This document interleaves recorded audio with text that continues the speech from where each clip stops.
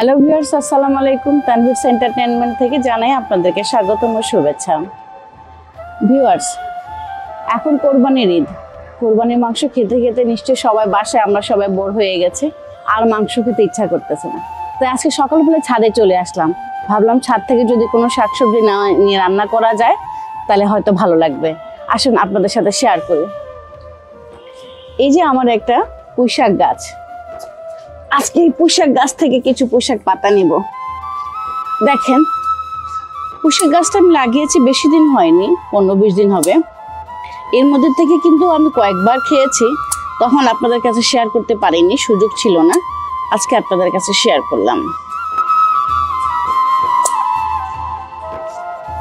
আমি একটু ডাঁটাটাও কেটে দিই, তাহলে এখানে নতুন শাখা প্রশাখা বের হবে। এই যে এখানেও দেখেন, এখানেও আমি কি করছি, একটু কেটে দিচ্ছি। কেটে দিলে এখান থেকে নতুন শাখা প্রশাখা বের হবে। আর পাতাগুলো দেখেন, এটা হচ্ছে আমার লাল জাতের পুঁইশাক।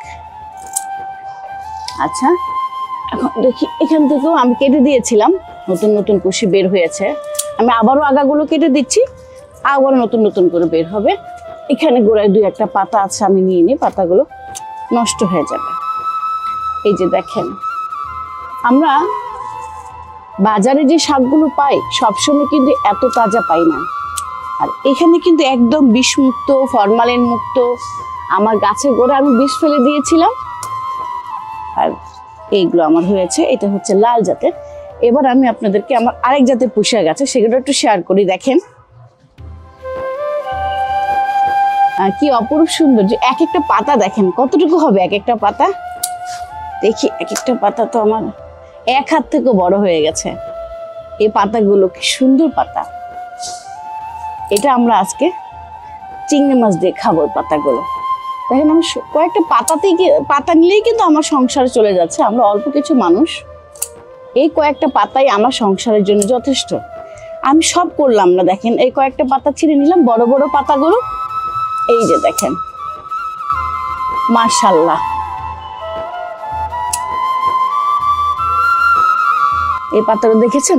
আরো একটা জাত আছে, আমি আপনাদেরকে দেখাই। আমার পুঁইশাকের বিভিন্ন রকমের জাত। এই দেখেন, এটা কিন্তু আরেক রকমের জাত। এটাও দেখাই আমি আপনাদেরকে। দেখেন পুঁইশাকের পাতাটা কত বড় হয়েছে, প্রায় 2 হাতের মতো, 2 বিঘার মতো হয়েছে পুঁইশাকটা।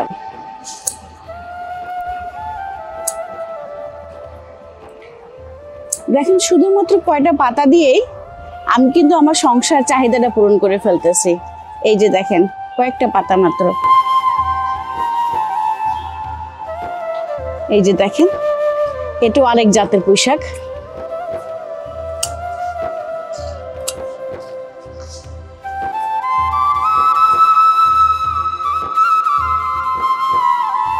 ভিউয়ার্স, যদি ছাদ বাগান থেকে আপনারা এরকম শাক খেতে চান, এরকম ভালো জাতের, উন্নত জাতের শাক খেতে চান, তাহলে আমরা এই যে টবগুলো লাগিয়েছি, এই টবগুলোর ভিতরে কিন্তু আমরা এই পাশাপাশি দেখেন, আমার এই গাছটা হচ্ছে একটা আনার গাছ। সেখানে দেখেন আমরা একটা মিষ্টি কুমড়া গাছ, এবং পাশাপাশি আমি একটা পুঁইশাক গাছও দিয়েছি। তো যারা আমাদের ছাদ বাগানে টব আছে, তারা আমাদের এই বড় গাছের পাশাপাশি ছোট ছোট গাছ লাগিয়ে, শাক লাগিয়েও আমরা খেতে পারি। তাহলে আজকে আমরা এটা চিংড়ি মাছ আর শাকটা খাবো, এবং পরবর্তীতে আমরা অন্য ভিডিও নিয়ে আসবো ইনশাআল্লাহ শাকসবজির। খোদা হাফেজ।